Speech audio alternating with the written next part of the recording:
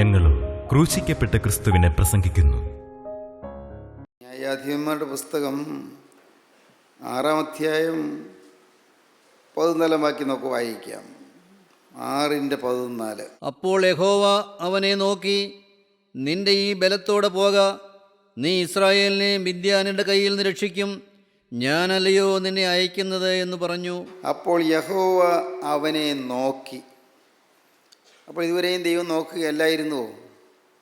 ഗിദെയോനെ ദൈവം നോക്കിക്കൊണ്ടിരിക്കുകയായിരുന്നു. ഗിദെയോൻ്റെ പുറം മാത്രമല്ല, അകം കൂടി കർത്താവ് കണ്ടുകൊണ്ടിരിക്കുകയായിരുന്നു. ഗിദെയോൻ ഭീരുവാണ് ദൈവത്തിനറിയാമായിരുന്നു. ഗിദെയോൻ മിദ്യാന്യരെ ഭയന്ന് മുന്തിരിച്ചക്കിനരികെ വെച്ച് ഗോതമ്പ് കറ്റ മെതിക്കുകയായിരുന്നു. ദൈവത്തിനറിയാമായിരുന്നു. മുന്തിരിച്ചക്കിനരികെ വെച്ച് ഗോതമ്പ് കറ്റ മെതിക്കത്തക്കവണ്ണം അത്ര ഭീരുവായിരുന്നു. മിദ്യാന്യരെ ഭയമായിരുന്നു. മിദ്യാന്യര് ഗോതമ്പ് മുഴുവൻ അപഹരിച്ചുകൊണ്ട് പോകുമെന്നുള്ള, കൊള്ള ചെയ്തുകൊണ്ട് പോകുമെന്നുള്ള ഭയം തീർച്ചയായും ഗിദെയോനുണ്ടായിരുന്നു. ദൈവത്തിനറിയാം അതെല്ലാം. പക്ഷേ ഇപ്പോൾ ദൈവം ഗിദെയോൻ നോക്കി. അപ്പോൾ ഒരു വാക്ക് പ്രത്യേകം ശ്രദ്ധിക്കണം. അപ്പോൾ യഹോവ ഗിദെയോനെ നോക്കി. അപ്പോൾ എപ്പോൾ? ഗിദെയോൻ ദൈവത്തോടൊരു വാക്ക് പറഞ്ഞു. പറഞ്ഞത് എന്താണ്? ദൈവമേ, നീ എന്നെ പരാക്രമശാലി എന്ന് വിളിച്ചു. അല്ലയോ പരാക്രമശാലിയെ, യഹോവ നിന്നോടുകൂടെ ഉണ്ട് എന്ന് പറഞ്ഞു. ദൈവം കൂടെ ഉണ്ടെങ്കിൽ ഞങ്ങൾക്ക് ഈ കഷ്ടതയെല്ലാം വരുന്നത് എന്താണ്? ദൈവം കൂടെ ഉണ്ടെങ്കിൽ ഞങ്ങൾ ഈ ശത്രുവിൻ്റെ ഞെരുക്കത്തിൽപ്പെട്ട് വലയുന്നത് എന്താണ്? ദൈവം കൂടെ ഉണ്ടെങ്കിൽ ഇത്ര വലിയ കഷ്ടനഷ്ടങ്ങൾ ഞങ്ങൾക്ക് വരുന്നത് എന്താണ്? ഗിദെയോൻ ഇങ്ങനെ ദൈവത്തോട് ചോദിച്ചു. ആ ദൈവം എവിടെ? കൂടെ ഉണ്ട് എന്ന് പറയും. ദൈവം എവിടെ? ആ വാക്യം തൊട്ടു മുമ്പ് നമുക്ക് വായിക്കാം. നമ്മുടെ പിതാക്കന്മാർ നമ്മോട് അറിയിച്ചിട്ടുള്ള അവൻ്റെ അത്ഭുതങ്ങളൊക്കെയും എവിടെ? യഹോവ നമ്മെ മിസ്രയീമിൽ നിന്ന് കൊണ്ടുവന്നു എന്ന് നമ്മുടെ പിതാക്കന്മാർ നമ്മോട് അറിയിച്ചിട്ടുള്ള അവൻ്റെ അത്ഭുതങ്ങളൊക്കെയും എവിടെ? 13-ാം വാക്യം വായിക്കാം. ഗിദെയോൻ അവനോട്, അയ്യോ യജമാനെ, യഹോവ നമ്മോടുകൂടെ ഉണ്ടെങ്കിൽ നമുക്കിതൊക്കെ ഭവിക്കുന്നതെന്ത്? യഹോവ നമ്മെ മിസ്രയീമിൽ നിന്ന് കൊണ്ടുവന്നുവെന്ന് നമ്മുടെ പിതാക്കന്മാർ നമ്മോട് അറിയിച്ചിട്ടുള്ള അവൻ്റെ അത്ഭുതങ്ങളൊക്കെയും എവിടെ? യഹോവ നമ്മോടുകൂടെ ഉണ്ടെങ്കിൽ നമുക്കിതൊക്കെയും ഭവിക്കുന്നത് എന്ത്? ദൈവത്തിൻ്റെ അത്ഭുതങ്ങളൊക്കെ എവിടെ? ദൈവം ശക്തനാണെന്ന് പറയുന്നു, സർവശക്തനാണെന്ന് പറയുന്നു. ദൈവത്തിൻ്റെ അത്ഭുതങ്ങളൊക്കെയും എവിടെ? ദൈവം കൂടെ ഉണ്ടെങ്കിൽ എന്താണ് ഇങ്ങനെയൊക്കെ സംഭവിക്കുന്നത്? അനേകരുടെ ഹൃദയത്തെ ഇന്ന് കുഴക്കുന്നൊരു പ്രശ്നമാണിത്. ദൈവം കൂടെ ഉണ്ടെങ്കിൽ എന്തുകൊണ്ട് ഇത് സംഭവിക്കുന്നു? ദൈവം കൂടെ ഉണ്ടായിരുന്നെങ്കിൽ എന്തുകൊണ്ട് ഈ അനർത്ഥങ്ങൾ വരുന്നു? ഒരു കാരണവും കൂടാതെ ചില അത്യാഹിതങ്ങൾ വരുന്നു. ഒരു കാരണവും കൂടാതെ നിരപരാധികളായ ചിലർ വലിയ വലിയ കെടുതികളിൽ വീഴുന്നു. ഒരു കാരണവും കൂടാതെ അനേകർക്ക് മഹാവ്യാധികൾ വരുന്നു, മഹാരോഗങ്ങൾ, തീരാരോഗങ്ങൾ വരുന്നു. എന്തുകൊണ്ടൊരു കരയേറ്റം കിട്ടാതെ പോകുന്നു? എന്താണിത്? ദൈവം കൂടെ ഉണ്ടെങ്കിൽ എന്തുകൊണ്ട് ഇങ്ങനെ സംഭവിക്കുന്നു? അതാണ് ഗിദെയോൻ്റെ ചോദ്യം. യഹോവ നമ്മോടുകൂടെ ഉണ്ടെങ്കിൽ നമുക്ക് ഇതൊക്കെ ഭവിക്കുന്നത് എന്ത്? യഹോവ നമ്മെ മിസ്രയീമിൽ നിന്ന് കൊണ്ടുവന്നു എന്ന് നമ്മുടെ പിതാക്കന്മാർ നമ്മോട് അറിയിച്ചിട്ടുള്ള അവൻ്റെ അത്ഭുതങ്ങളൊക്കെയും എവിടെ? ഇപ്പോൾ യഹോവ നമ്മെ ഉപേക്ഷിച്ചു മിദ്യാന്യരുടെ കയ്യിൽ ഏൽപ്പിച്ചിരിക്കുന്നുവല്ലോ എന്ന് പറഞ്ഞു. അനുഭവം പറഞ്ഞാൽ ഇപ്പോൾ ദൈവം നമ്മെ ഉപേക്ഷിച്ചിരിക്കുകയാണ്. ദൈവം കൂടെ ഇല്ല. അല്ലയോ പരാക്രമശാലിയെ, യഹോവ നിന്നോടുകൂടി ഉണ്ട് എന്ന് ദൈവം ഗിദെയോൻ അരുളപ്പാട് കൊടുത്തപ്പോൾ പറയുന്നു, ഇല്ല, ദൈവം കൂടെ ഇല്ല. ദൈവം കൂടെ ഉണ്ടെങ്കിൽ ഈ അനർത്ഥമൊക്കെ ഭവിക്കുന്നത് എന്താണ്? അനേകരുടെ ഹൃദയത്തിൽ ഇന്ന് ഉയർന്നു വരുന്നൊരു ചോദ്യമാണ്, എന്തുകൊണ്ട് ഈ ദുരിതങ്ങൾ? എന്തുകൊണ്ട് ഈ കഷ്ടപ്പാടുകൾ? എന്തുകൊണ്ട് തോരാ കണ്ണീര്? എന്തുകൊണ്ട് തീരാ വേദന? എന്തുകൊണ്ട് മാറാവ്യാധികൾ? ഞാൻ ഇത്രയും വലിയ ദുരിതം അനുഭവിക്കത്തക്കണം ഞാൻ എന്ത് ദോഷം ചെയ്തു? ഞാൻ അത്ര വലിയ പാവമൊന്നും ഞാൻ ചെയ്തില്ലല്ലോ. ഇങ്ങനെയുള്ളതായ അനേകം ചിന്തകൾ നമ്മുടെ ഹൃദയത്തെ കുഴക്കുന്നുണ്ട്. ഗിദെയോൻ സ്വാഭാവികമായും അങ്ങനെയുള്ളൊരു ചിന്തയിൽ വേരുറച്ച് നിന്നുകൊണ്ടാണ് ഗിദെയോൻ ദൈവത്തോട് ചോദിക്കുന്നത്, എന്താണ് ഇങ്ങനെയൊക്കെ സംഭവിക്കുന്നത്? ദൈവത്തിന് സ്തോത്രം. ഗിദെയോൻ തുറന്ന് ദൈവത്തോട് ചോദിക്കുകയാണ്. ഗിദെയോൻ്റെ ന്യായമായ സംശയം ദൈവത്തോട് ചോദിക്കുകയാണ്, ദൈവം കൂടെ ഉണ്ടെങ്കിൽ ഇതൊക്കെ സംഭവിക്കുന്നത് എന്ത്? അങ്ങനെ ചോദിച്ചപ്പോൾ ദൈവം ഗിദെയോനെ ധൈര്യപ്പെടുത്തുകയാണ്. ഗിദെയോന് ചില വാഗ്ദത്തങ്ങൾ നൽകുകയാണ്. ദൈവത്തോട് ഉള്ളു തുറന്ന് നാം സംസാരിക്കുമ്പോൾ, ദൈവത്തോട് നമ്മൾ ഹൃദയം പകർന്ന് സംസാരിക്കുമ്പോൾ ദൈവം നമ്മുടെ ന്യായമായ സംശയങ്ങൾ തീർത്തു തരും. ദൈവം നമുക്ക് ധൈര്യം തരും. ദൈവം നമുക്ക് പ്രത്യാശ തരും. ദൈവം നമുക്ക് പ്രാഗൽഭ്യം തരും. ദൈവം തൻ്റെ സന്നിധിയിലേക്ക് നമ്മെ ചേർത്ത് അണയ്ക്കും. ദൈവം നമ്മോട് കൂടെ ഉണ്ട് എന്നുള്ള ഉറപ്പ് നമുക്ക് തരും, അതിനുള്ള തെളിവുകൾ നമുക്ക് തരും. ദൈവം കൂടെ ഉണ്ട് എന്നുള്ളതിൻ്റെ അടയാളങ്ങൾ ദൈവം തരും. ദൈവം ഗിദെയോന് വാഗ്ദത്തങ്ങൾ നൽകി. ഗിദെയോന് കൊടുത്ത ഏറ്റവും വലിയ വാഗ്ദത്തം നീ ഭയപ്പെടേണ്ട എന്നാണ്, നീ പേടിക്കേണ്ട എന്നാണ്, നിനക്ക് സമാധാനം എന്നാണ്. നീ ഇപ്പോൾ പേടിച്ച് വലഞ്ഞ് വിഷമിച്ച് കഴിയുകയാണ്. മിദ്യാന്യരെ നീ ഭയപ്പെട്ടുകൊണ്ടിരിക്കുന്നു. മിദ്യാന്യ സൈന്യം വന്ന് മുഴുവൻ കൊള്ള ചെയ്തുകൊണ്ട് പോകുമല്ലോ നീ ഭയപ്പെടുന്നു. സ്വത്തെല്ലാം അപഹരിച്ചുകൊണ്ട് പോകുമല്ലോ എന്ന് ഭയപ്പെടുന്നു. ഞങ്ങൾ കഷ്ടപ്പെട്ട് അധ്വാനിച്ചുണ്ടാക്കുന്നതെല്ലാം ശത്രുക്കൾ എല്ലാം കവർന്നുകൊണ്ട് പോകുന്നല്ലോ എന്ന് നീ ഭാരപ്പെട്ടിരിക്കുന്നു. എന്ത് കഷ്ടപ്പെട്ടുണ്ടാക്കിയിട്ടെന്ത്, ശത്രുക്കൾ കവർന്നുകൊണ്ട് പോവുകയില്ലേ എന്നാണ് നിങ്ങളുടെ ഹൃദയത്തിലെ ചിന്ത. മകനെ, നീ കേൾക്കൂ, നീ ധരിക്കുന്നത് പോലല്ല. ഞാൻ എല്ലാം കാണുന്നുണ്ട്. ഇതിന് പരിഹാരം തരാനാണ് ഞാൻ നിന്നെ സന്ദർശിക്കുന്നത്. ദൈവത്തിന് സ്തോത്രം. നിൻ്റെ ജീവിതത്തിലെ പ്രതിസന്ധികൾക്കൊരു പരിഹാരം തരാൻ തന്നെയാണ് ഞാൻ എൻ്റെ വചനം നിൻ്റെ മേൽ അയക്കുന്നത്. എൻ്റെ വചനം നിനക്ക് തരുന്നത് നിനക്കൊരു പുതിയ പ്രത്യാശ തരാനാണ്. എൻ്റെ വചനം നിന്നോട് സംസാരിക്കുന്നത് നിനക്ക് പുതിയ ധൈര്യം തരാനാണ്. എൻ്റെ വചനം ഞാൻ നിന്നോട് സംസാരിക്കുന്നത് നിൻ്റെ ഹൃദയത്തിൻ്റെ ആകുലം മാറ്റാനാണ്. ദൈവത്തിന് സ്തോത്രം. ഭീരുവായി ഗിദെയോൻ അമ്പരപ്പോടെ ദൈവത്തെ നോക്കി. ദൈവം കൂടെ ഉണ്ട് എന്ന് പറയുന്നു, പക്ഷേ ഇന്നും കഷ്ടപ്പാടുകൾ മാറിയിട്ടില്ല. ദൈവം കൂടെ ഉണ്ട് എന്ന് പറയുന്നു, പക്ഷേ ദുരിതങ്ങൾ മാറിയിട്ടില്ല. ഗിദെയോൻ ഒന്നും മനസ്സിലാകുന്നില്ല. ആത്മീയ ജീവിതത്തിൻ്റെ ഒരു കാലഘട്ടത്തിൽ നമുക്കും ഒന്നും മനസ്സിലാവുകയില്ല, ഒന്നും പിടികിട്ടുകയില്ല. എന്താണ് ഈ കേൾക്കുന്നതെല്ലാം, എന്താണ് ഈ പറയുന്നത്, ഒന്നും മനസ്സിലാകുന്നില്ല. നമ്മുടെ കണ്ണ് വാസ്തവത്തിൽ അടഞ്ഞിരിക്കുകയാണ്. പൂർണ്ണമായിട്ട് അടഞ്ഞിരിക്കുന്നു പറയാൻ വയ്യ, മുഴുവനായിട്ട് അടഞ്ഞിരിക്കുന്നു പറയാൻ വയ്യ. ഭാഗികമായി കണ്ണിന് കാഴ്ചയുണ്ട്, സമ്പൂർണ്ണമായ കാഴ്ചയോട്ട് ഇല്ല താനും. ഭാഗികമായ കാഴ്ചയുണ്ട്. കർത്താവ് ബെത്സയിദയിൽ ചെന്നപ്പോൾ ഒരു സംഭവം ഉണ്ടായി. മർക്കോസ് സുവിശേഷത്തിൽ പറയും, കർത്താവ് ബെത്സയിദയിൽ ചെന്നപ്പോൾ അവിടെ ഒരു കണ്ണുകുരുടനെ കർത്താവിൻ്റെ അടുക്കൽ കൊണ്ടുവന്നു. ഒരു കണ്ണുകുരുടൻ. ആ കണ്ണുകുരുടൻ അവൻ ജന്മന അന്ധനായിരുന്നു, ജന്മന കണ്ണുകുരുടനായിരുന്നു. അവനെ യേശുവിലേക്ക് കൊണ്ടുവന്നു. യേശുവിൽ കൊണ്ടുവന്നിട്ട് അവർ പറഞ്ഞു, 8-ാം അധ്യായം വായിക്കുമ്പോൾ കാണാം. നമുക്ക് വായിക്കാം, 22-ാം വാക്യം മുതൽ വായിക്കാം. അവർ ബെത്സയിദയിലെത്തിയപ്പോൾ ഒരു കുരുടനെ അവൻ്റെ അടുക്കൽ കൊണ്ടുവന്ന് അവനെ തൊടണമെന്ന് അപേക്ഷിച്ചു. കാരണം കർത്താവിൻ്റെ അടുക്കൽ കൊണ്ടുവന്നാൽ അന്ധത മാറുമെന്ന് അവർക്കറിയാം. യേശുക്രിസ്തു തൊട്ടാൽ അത്ഭുതം നടക്കുമെന്ന് അവർക്കറിയാം. അങ്ങനെയുള്ള അനുഭവങ്ങളുണ്ട്. അതുകൊണ്ട് ഈ കുരുടനെ കൊണ്ടുവന്നു, അവനെ ഒന്ന് തൊടണം എന്ന് അവരപേക്ഷിച്ചു. അപ്പോൾ അവൻ കുരുടൻ്റെ കൈക്ക് പിടിച്ച് അവനെ ഊരിനെ പുറത്തു കൊണ്ടുപോയി അവൻ്റെ കണ്ണിൽ തൊപ്പി അവൻ്റെ മേൽ കൈവച്ചു. നീ വല്ലതും കാണുന്നുണ്ടോ എന്ന് ചോദിച്ചു. ദൈവത്തിന് സ്തോത്രം. കർത്താവ് അവൻ്റെ കൈക്ക് പിടിച്ചു. തൊടണമെന്നേ പറഞ്ഞുള്ളൂ, കൈക്ക് കയറി പിടിച്ചു. മതിയല്ലോ, അവർ ആഗ്രഹം സാധിച്ചല്ലോ. തൊടണമെന്ന് പറഞ്ഞു. കർത്താവ് ആ പാവം കുരുടൻ്റെ കയ്യിൽ കയറി പിടിച്ചു, കൈക്ക് പിടിച്ചു. എന്നിട്ട് അവനെ ഊരിനെ പുറത്ത് കൊണ്ടുപോയി. ആ പട്ടണത്തിന് പുറത്തേക്ക് അവനെ കൊണ്ടുപോയി. ആ ആളുകളുടെ ഇടയിൽ നിന്ന് അവരുടെ ഇടയിൽ നിന്ന് അവനെ മാറ്റിക്കൊണ്ടുപോയി വേറെ ആളില്ലാത്തൊരു ഭാഗത്തേക്ക് കൊണ്ടുപോയി. ഊരിനെ പുറത്ത് കൊണ്ടുപോയി. അവൻ്റെ കണ്ണിലേക്ക് തുപ്പി. എന്താണ് അക്രമമാണ്? മനുഷ്യൻ ചിന്തിച്ചാൽ എന്തൊരു കാര്യമാണ് കർത്താവ് ചെയ്യുന്നത്. ഒരുവൻ്റെ കണ്ണിലേക്ക് തുപ്പുക. മനസ്സിലാവുകയില്ല, മനുഷ്യർക്ക് മനസ്സിലാവുകയില്ല. യേശുക്രിസ്തു പ്രവർത്തിക്കുന്നത് നമുക്ക് പലർക്കും പിടികിട്ടുകയില്ല. നമ്മുടെ ഈ നിസ്സാരമായ ബുദ്ധി കൊണ്ട് പലതും മനസ്സിലാക്കാനൊക്കുകയില്ല. അവൻ്റെ കണ്ണിലേക്ക് തുപ്പി. ഒരുപക്ഷെ ഊരിന് പുറത്തേക്ക് കൊണ്ടുപോയത് അതുകൊണ്ടാണോ? ആളുകൾ കണ്ടാൽ വിമർശിക്കുകയില്ലേ എന്നോർത്താണോ? ആളുകൾ തെറ്റിദ്ധരിച്ച് ദൈവത്തിൻ്റെ പരിശുദ്ധാത്മാവിൻ്റെ പ്രവൃത്തിയെ ചോദ്യം ചെയ്യുമോ എന്ന് ഭയന്നാണോ? ഈ ജനത്തിന് വീണ്ടും പാവം കൂടുതൽ പാവം വരുമെന്ന് പേടിച്ചാണോ? ജനത്തിന് എന്തിനെങ്ങനെ തുപ്പി എന്നൊക്കെ ഇത് മാന്യതയാണോ എന്ന് ആളുകൾ ചോദ്യം ചെയ്താൽ അതും അവർക്ക് അവരുടെ ജീവിതത്തിൽ ഒരു പാവമായി മാറുകയില്ലേ? ആ അപകടം അവർക്ക് വരാതിരിക്കണമെന്ന് ആഗ്രഹിച്ചാണോ? ഒന്നും കറഞ്ഞുകൂടാ. അവനെ ഊരിന് പുറത്തു കൊണ്ടുപോയി അവൻ്റെ കണ്ണിലേക്ക് തുപ്പി. അടുത്ത വാക്യം. അവൻ്റെ മേൽ കൈവച്ചു. അവൻ്റെ മേൽ കൈവച്ചു, കൈക്ക് പിടിച്ചു, ഊരിന് പുറത്തു കൊണ്ടുപോയി കണ്ണിലേക്ക് തുപ്പി അവൻ്റെ മേൽ കൈവച്ചു. അവൻ്റെ മേത്ത്, അവൻ്റെ ദേഹത്ത്, അവൻ്റെ ശരീരത്തെ കൈവച്ചു. പിന്നെ നീ വല്ലതും കാണുന്നുണ്ടോ എന്ന് ചോദിച്ചു. കർത്താവ് ചോദിച്ചു, നീ വല്ലതും കാണുന്നുണ്ടോ? വല്ല വ്യത്യാസമുണ്ടോ? ജന്മന അന്ധനാണ്, ജനിക്കുമ്പോൾ തന്നെ പിറവിയിലേ തന്നെ കുരുടനാണ്, വല്ലതും കാണുന്നുണ്ടോ എന്ന് ചോദിച്ചു. അവൻ മേൽപോട്ട് നോക്കി. അവൻ മേലോട്ട് നോക്കി. ഞാൻ മനുഷ്യരെ കാണുന്നു. ഞാൻ മനുഷ്യരെ കാണുന്നുണ്ട്. അയ്യോ, രക്ഷയായി, നല്ല കാര്യം, എനിക്കിപ്പോൾ കാഴ്ച കിട്ടി. ഞാൻ മനുഷ്യരെ കാണുന്നുണ്ട്, മനുഷ്യരെ കാണുന്നു. അവർ നടക്കുന്നത് മരങ്ങൾ പോലെയത്രേ കാണുന്നത് എന്ന് പറഞ്ഞു. ഒരു വ്യത്യാസം.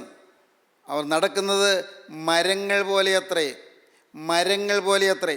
അവർ നടക്കുന്നത് മരങ്ങൾ പോലെ അത്രേ എന്ന് പറഞ്ഞു.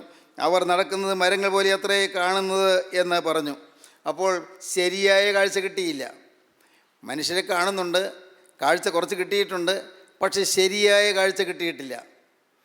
ശരിയായ കാഴ്ച കിട്ടാത്തതുകൊണ്ട് കർത്താവ് എന്തു ചെയ്തു? അടുത്ത വാക്യം, പിന്നെയും അവൻ്റെ കണ്ണിന്മേൽ കൈവച്ചാറേ. പിന്നെ അവൻ്റെ കണ്ണിന്മേൽ കൈവച്ചു.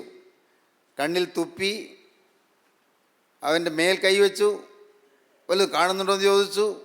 മനുഷ്യരെ കാണുന്നുണ്ട്, പക്ഷേ മരങ്ങൾ നടക്കുന്നത് പോലെയാണ് കാണുന്നത്. വികലമായ കാഴ്ചയാണ്, മുഴുവൻ ശരിയായ കാഴ്ചയല്ല. ഭാഗികമായി കാഴ്ചയുണ്ട്, പക്ഷേ ശരിയായ കാഴ്ചയല്ല. മരങ്ങൾ പോലെയാണ് കാണുന്നത്, മരങ്ങൾ നടക്കുന്നത് പോലെയാണ് കാണുന്നത്. പിന്നെയും അവൻ്റെ കണ്ണിന്മേൽ കൈവച്ചാർ. പിന്നെയും അവൻ്റെ കണ്ണിന്മേൽ കൈവച്ചു. അപ്പോൾ എന്തുണ്ടായി? അവൻ സൗഖ്യം പ്രാപിച്ചു, മിഴിച്ചു നോക്കി, എല്ലാം സ്പഷ്ടമായി കണ്ടു. കണ്ടോ? കണ്ണിന്മേൽ കൈവച്ചു. പിന്നെയും കണ്ണിന്മേൽ കൈവച്ചു. അപ്പോൾ അവൻ സൗഖ്യം പ്രാപിച്ചു, മിഴിച്ചു നോക്കി, സകലവും സ്പഷ്ടമായി കണ്ടു. ദൈവത്തിന് സ്തോത്രം. അനേകം ദൈവമക്കൾ ഇന്ന് ഭാഗികമായ കാഴ്ചയുള്ളവരാണ്. ദൈവത്തിൽ വിശ്വാസമുണ്ട്, ദൈവം സർവ്വവല്ലഭനാണെന്നറിയാം, സർവ്വശക്തനാണെന്നറിയാം, ദൈവം പ്രാർത്ഥന കേൾക്കുന്നറിയാം, അറിയാം. കുറേയേറെ അറിവുകളുണ്ട്, കുറേയേറെ ആത്മീയ അനുഭവങ്ങളുമുണ്ട്, ഇല്ലെന്ന് പറയാനൊക്കുകയില്ല. പ്രാർത്ഥിക്ക് മറുപടി കിട്ടിയ അനുഭവങ്ങളുണ്ട്. ദൈവം എന്നെ സ്നേഹിക്കുന്നുണ്ട് എന്ന് ചില അനുഭവങ്ങൾ കിട്ടിയിട്ടുണ്ട്. അതുകൊണ്ട് ചില സമയങ്ങളിൽ ആത്മാവിൽ ഒരു സന്തോഷവും സമാധാനവും കിട്ടിയിട്ടുണ്ട്. ചിലപ്പോൾ ആത്മാവിൽ വീര്യം കിട്ടിയിട്ടുണ്ട്. പക്ഷേ പലപ്പോഴും തളർന്നു പോകുന്നു, തണുത്തു പോകുന്നു. ഭാഗികമായ കാഴ്ചയെ കിട്ടിയിട്ടുള്ളൂ. എന്നാൽ ഇപ്പോൾ കണ്ണിന്മേൽ കൈവച്ചു. അവൻ മിഴിച്ചു നോക്കി, സ്പഷ്ടമായി കണ്ടു, എല്ലാം സ്പഷ്ടമായി കണ്ടു. ഭാഗികമായ കാഴ്ച. അനേകരിങ്ങനെയാണ് ആത്മീയ ജീവിതത്തിൽ ഭാഗികമായ കാഴ്ച. ശരിയായ ആത്മാവിൻ്റെ വെളിച്ചം കിട്ടിയിട്ടില്ല. ആത്മാവ് പൂർണ്ണമായും വെളിച്ചമായി വെളിപ്പെട്ട് കിട്ടിയിട്ടില്ല. പൂർണ്ണമായും കൃത്യമായും തെളിമ കിട്ടിയിട്ടില്ല. യേശുക്രിസ്തുവിൻ്റെ പരിശുദ്ധാത്മാവ് എന്ത് എന്നും യേശുക്രിസ്തുവിൻ്റെ പരിശുദ്ധാത്മാവിൻ്റെ പ്രവർത്തനം എങ്ങനെയെന്നും വ്യക്തമായി മനസ്സിലായിട്ടില്ല. ഇന്നും പല കാര്യങ്ങളിലും നമുക്ക് വികലമായ കാഴ്ചപ്പാടുകളാണ്. ഞാൻ എൻ്റെ ജീവിതത്തിൽ പാപം വരാതെ ജീവിച്ചാൽ എനിക്ക് നന്മ വരും എന്ന് ആഗ്രഹിക്കുന്ന, അതാ വിശ്വസിക്കുന്ന ഒരു കാഴ്ചപ്പാടുണ്ട്. ശരിയാണ്. പക്ഷേ ആത്മീയ ജീവിതത്തിൻ്റെ ആഴങ്ങളിലേക്ക് വരുമ്പോഴാണ് കാണുന്നത്, എൻ്റെ ജീവിതത്തിൽ ഞാൻ എത്ര നല്ലവനായി ജീവിച്ചാലും, എത്രമാത്രം ആത്മീയമായി ജീവിക്കാൻ ഞാൻ ആഗ്രഹിച്ച് സമർപ്പിച്ച് ജീവിച്ചാലും, എൻ്റെ ജീവിതം യേശുക്രിസ്തുവിന് പിന്നാലെ പോകുന്നെങ്കിൽ അത് കുരിശിൻ്റെ പാതയാണ്. എന്നും ദുരിതമാണ്, എന്നും എതിർപ്പാണ്, എന്നും ആക്രമണമാണ്, എന്നും പ്രതിസന്ധിയാണ് എന്ന് മനസ്സിലാക്കുന്നത് അടുത്ത ഘട്ടമാണ്. ആത്മീയമായ ജീവിതത്തിന് അടുത്ത ഘട്ടമാണ്. ശരിയായ കാഴ്ചപ്പാട് കിട്ടിക്കഴിയുമ്പോൾ അപ്പോൾ ശരിയായ ബോധം നമുക്ക് ലഭിക്കും. ഇന്നത്തെ നമ്മുടെ ആത്മീയ ബോധം എന്ന് പറയുന്നത്, ഞാൻ പരീക്ഷ പാസ്സാകാൻ വേണ്ടി പ്രാർത്ഥിക്കുന്നു, ഞാൻ ജോലി കിട്ടാൻ വേണ്ടി പ്രാർത്ഥിക്കുന്നു, ഞാൻ കുടുംബത്തിൽ സ്വൈര്യം കിട്ടാൻ വേണ്ടി പ്രാർത്ഥിക്കുന്നു, ഞാൻ രോഗം മാറാൻ വേണ്ടി പ്രാർത്ഥിക്കുന്നു. ശരിയാണ്, കുഴപ്പമില്ല. പക്ഷേ ചിലപ്പോൾ രോഗം മാറിയില്ല, പരീക്ഷ പാസ്സാകുന്നില്ല, വിവാഹം നടക്കുന്നില്ല, ഒരു പിഞ്ചോമന കുഞ്ഞിനെ കിട്ടുന്നില്ല, അല്ല കടം മാറുന്നില്ല. അയ്യോ, ഈ ദൈവം എവിടെ? ദൈവം എന്നോട് കൂടെ ഉണ്ടെങ്കിൽ, ദൈവം എന്നെ സഹായിക്കുന്നുണ്ടെങ്കിൽ ഇങ്ങനെയൊക്കെ എനിക്ക് വരുമോ? ഞാൻ എന്താ പരീക്ഷ തോറ്റുപോയത്? എനിക്ക് എന്താണ് നല്ല മാർക്ക് കിട്ടാതെ പോയത്? ചോദ്യം വരും. ശരിയായ കാഴ്ച കിട്ടിയിട്ടില്ല. പ്രിയപ്പെട്ടവരെ, നിങ്ങൾ മനസ്സിലാക്കൂ, നമ്മുടെ ജീവിതത്തിൽ ആത്മീയമായി മുന്നോട്ട് പോകണമെങ്കിൽ ക്രിസ്തീയ ജീവിതം എന്ത് എന്ന് ഗ്രഹിക്കണം. ക്രിസ്തീയ ജീവിതം സകലരാലും പരിഹസിക്കപ്പെടുന്ന ജീവിതമാണ്, സകലരാലും തെറ്റിദ്ധരിക്കപ്പെടുന്ന ജീവിതമാണ്, സകലരും വെറുക്കുന്ന ജീവിതമാണ്, സകലരും പകയ്ക്കുന്ന ജീവിതമാണ്. ലോകം നമ്മെ ഒറ്റപ്പെടുത്തുന്ന ജീവിതമാണ്. ലോകമനുഷ്യ നമ്മെ എതിർക്കുകയും നമ്മെ ചെറുക്കുകയും ചെയ്യുന്ന ജീവിതമാണ്. ഈ ലോകത്തിൽ എന്നും പ്രതിസന്ധികളായിരിക്കും, എന്നും പ്രശ്നങ്ങളായിരിക്കും. നാം എത്ര നന്മ ചെയ്താലും ഇങ്ങോട്ട് പ്രതികാരം ചെയ്യുന്ന മനോഭാവമുള്ള മനുഷ്യരുടെ ആക്രമണത്തിൻ്റെ ജീവിതമായിരിക്കും. ദൈവത്തിന് സ്തോത്രം. നിങ്ങൾ ചിന്തിക്കൂ, നിങ്ങളുടെ ജീവിതത്തിൽ നിങ്ങൾ കർത്താവിനോട് ജീവിക്കുമ്പോൾ രോഗം നിങ്ങൾക്ക് വന്നുവെന്ന് വരാം. നിങ്ങൾ പാവം കൂടാതെ ജീവിക്കുമ്പോൾ, നിങ്ങൾ സമർപ്പണ ജീവിതം നയിക്കുമ്പോൾ നിങ്ങളുടെ ജീവിതത്തിൽ കെടുതികളോ ആക്സിഡൻസ്, അപകടങ്ങളോ അത്യാഹിതങ്ങളോ ഒക്കെ വന്നുവെന്ന് വരാം. കഷ്ടങ്ങളും നഷ്ടങ്ങളും വന്നുവെന്ന് വരാം. പക്ഷേ നിങ്ങൾ പതറരുത്. അതല്ല ആത്മീയ ജീവിതം. എല്ലാം ഓൾറൈറ്റായി ജീവിക്കുന്നതല്ല ആത്മീയ ജീവിതം. കഷ്ടപ്പാടില്ല, രോഗമില്ല, പണത്തിന് ഞെരുക്കമില്ല, ജോലിക്ക് കുഴപ്പമില്ല, നല്ല വീടുണ്ട്, നല്ല സൗകര്യമുണ്ട്, ദൈവം അനുഗ്രഹിച്ച കുടുംബം എന്ന് ചിന്തിക്കാൻ പാടില്ല. ദൈവത്തിന് സ്തോത്രം. ഈ ലോക ജീവിതത്തിൽ കുരിശ് നമ്മുടെ ജീവിതത്തിൽ വരുമ്പോൾ, എതിർപ്പുകൾ നമ്മുടെ ജീവിതത്തിൽ വരുമ്പോൾ, തോൽവികൾ നമ്മുടെ ജീവിതത്തിൽ വരുമ്പോൾ, കഷ്ടനഷ്ടങ്ങൾ നമ്മുടെ ജീവിതത്തിൽ വരുമ്പോൾ, അപ്പോഴും എൻ്റെ ദൈവം എന്നോടുകൂടെ ഉണ്ട് എന്നുള്ള ഉറപ്പ് പ്രാപിക്കത്തക്കവണ്ണം പാപം കൂടാതെ ജീവിക്കുന്നതാണ് സാക്ഷാത്തായ ക്രിസ്തീയ ജീവിതം. വിശുദ്ധ ജീവിതം അനുഭവിക്കുന്നതാണ് ക്രിസ്തീയ ജീവിതം. വിശുദ്ധ ജീവിതം. ഏതെല്ലാം അനിഷ്ട സംഭവങ്ങൾ വന്നാലും എൻ്റെ യേശു എനിക്ക് നല്ലതേ ചെയ്യൂ, അഥവാ പിശാച് തിന്മയായി ചെയ്യുന്നത് പോലും എൻ്റെ യേശു എനിക്ക് നന്മയ്ക്കാക്കി തീർക്കുമെന്നുള്ള വിശ്വാസത്തിൻ്റെ തികവാണ് ക്രിസ്തീയ ജീവിതം. എൻ്റെ ജീവിതത്തിൽ പ്രതിസന്ധികൾ വന്നാലും, ജീവിതത്തിൽ ദുരിതങ്ങൾ ഏറി വന്നാലും, സകലരും എന്നെ തെറ്റിദ്ധരിച്ചാലും എൻ്റെ യേശു എനിക്ക് മതിയായവനാണ്, എല്ലാം ശരിയായി ധരിക്കുന്ന ഒരു നല്ല രക്ഷകൻ എനിക്കുണ്ട് എന്ന് വിശ്വസിക്കാനും ആ രക്ഷകനിൽ ആശ്രയിക്കാനും സാധിക്കുന്നതാണ് ക്രിസ്തീയ ജീവിതം. ക്രിസ്തീയ ജീവിതം കുരിശിൻ്റെ ജീവിതമാണ്. ക്രിസ്തീയ ജീവിതം അത് ഒരു ശരശയ്യയാണ്. ശരം, അമ്പ് നാട്ടി വച്ചിരിക്കുന്നു, അതിൽ കിടക്കുന്നു. പണ്ട് ഭീഷ്മർ അസ്ത്രത്തിന്മേൽ കിടന്നു എന്നൊരു പുരാണ കഥയുണ്ട്. അസ്ത്രത്തിന്മേൽ കിടക്കുന്നത് പോലെ എപ്പോഴും മുള്ളു കൊണ്ടുകൊണ്ടിരിക്കും, എപ്പോഴും ദുരിതമേറ്റുകൊണ്ടിരിക്കും. ശരശയ്യ. ക്രിസ്തീയ ജീവിതം ഒരു ശരശയ്യയാണ്. ക്രിസ്തീയ ജീവിതം ഒരു മുൾപാതയാണ്, മുള്ളു നിറഞ്ഞ പാത. ക്രിസ്തീയ ജീവിതം കുസുമശയ്യല്ല, പൂമെത്തയല്ല. ദൈവത്തിന് സ്തോത്രം. ഇത് നിങ്ങൾക്ക് മനസ്സിലാകുന്നുണ്ടോ? അത് മനസ്സിലാക്കുമ്പോഴാണ് ശരിയായ കാഴ്ചപ്പാട് കിട്ടുന്നത്. ഗിദെയോൻ ചോദിച്ചു, ദൈവം കൂടെ ഉണ്ടെങ്കിൽ പിന്നെ എന്തായി കുഴപ്പമെല്ലാം വരുന്നത്? ദൈവം കൂടെ ഉണ്ടെങ്കിൽ എന്തുകൊണ്ട് ദൈവം മിദ്യാനിരെ ഒരുമിച്ച് ഒടുക്കുന്നില്ല? ചിന്തിക്കുകയാണ്. ഗിദെയോൻ ചിന്തിക്കുകയാണ്, ദൈവം എന്തുകൊണ്ട് മിദ്യാനിരെ തടുക്കുന്നില്ല? ശത്രുവിനെ എന്തുകൊണ്ടാണ് തടുക്കാത്തത്? ഞങ്ങൾ അധ്വാനിച്ചുണ്ടാക്കുന്ന ശത്രു അപഹരിച്ചുകൊണ്ട് പോകുന്നത് എന്താണ്? ഈ വലിയ നഷ്ടങ്ങളും കഷ്ടങ്ങളും ഞങ്ങൾക്ക് വരുന്നത് എന്താണ്? ഗിദെയോൻ അങ്ങനെ ചിന്തിക്കുകയാണ്. അനേകം ക്രിസ്ത്യാനികൾ, അനേകം വിശ്വാസികൾ ദൈവം കൂടെ ഉണ്ടെങ്കിൽ എന്തുകൊണ്ട് ഇത് വരുന്നു എന്ന് ചോദിക്കുന്നവർ ഈ കാര്യം ഗ്രഹിക്കുക. ദൈവം വിട്ടുപോയിട്ടില്ല. എന്നാൽ നാം ചിന്തിക്കേണ്ട ഒരു കാര്യമുണ്ട്. എൻ്റെ കർത്താവേ, പിശാച് അവകാശം പറയുന്ന എന്തെങ്കിലും എൻ്റെ ജീവിതത്തിൽ ഉണ്ടോ എന്ന് ഞാൻ ചിന്തിക്കണം. പിശാച് അവകാശം പറയുന്ന എന്തെങ്കിലും എൻ്റെ ജീവിതത്തിൽ ഇനി ഉണ്ടോ? പിശാച് അവകാശം പറയുന്ന ഏതെങ്കിലും പാപത്തിൻ്റെ കണിക എൻ്റെ ജീവിതത്തിലുണ്ടോ? എൻ്റെ വാക്കിലോ, എൻ്റെ പ്രവൃത്തിയിലോ, എൻ്റെ ചിന്തയിലോ എവിടെയെങ്കിലും പിശാചിന് ഇടമുള്ളതായ കാര്യങ്ങളുണ്ടോ? അത് നാം ചിന്തിക്കണം, കണ്ടുപിടിക്കണം.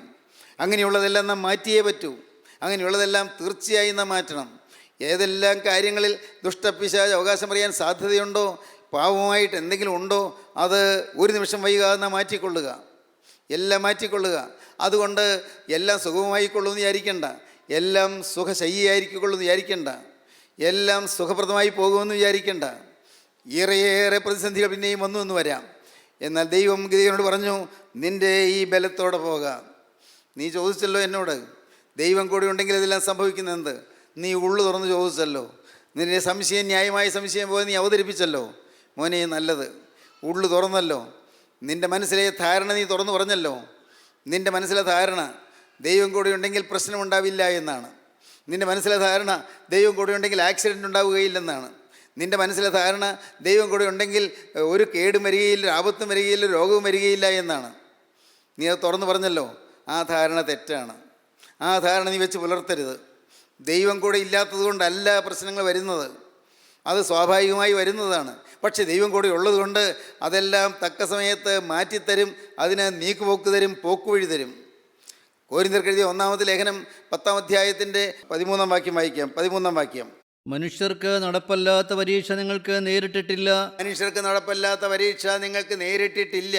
ദൈവം വിശ്വസ്തൻ. ദൈവം വിശ്വസ്തൻ. വാക്ക് പറഞ്ഞാൽ മാറാത്തവനാണ് ദൈവം. ദൈവം വിശ്വസ്തൻ. നിങ്ങൾക്ക് കഴിയുന്നതിന് മീതെ പരീക്ഷ നേരിടുവാൻ സമ്മതിക്കാതെ, നിങ്ങൾക്ക് നേരിടാൻ കഴിയുന്നതിന് മീതെ പരീക്ഷ നേരിടുവാൻ സമ്മതിക്കാതെ, നിങ്ങൾക്ക് കഴിയുന്നതിന് മീതെ പരീക്ഷ നേരിടുവാൻ സമ്മതിക്കാതെ, നിങ്ങൾക്ക് സഹിപ്പാൻ കഴിയേണ്ടതിന് പരീക്ഷയോടുകൂടി അവൻ പോക്കുവഴിയും ഉണ്ടാക്കും. പരീക്ഷയോടുകൂടി ദൈവം പോക്കുവഴിയുണ്ടാക്കും. ദൈവം വിശ്വസ്തൻ. ദൈവം വാക്ക് പറഞ്ഞാൽ മാറാത്തവനാണ്. എൻ്റെ സ്നേഹിതരെ, നിങ്ങൾ കാര്യമായിട്ട് ഗ്രഹിക്കണം.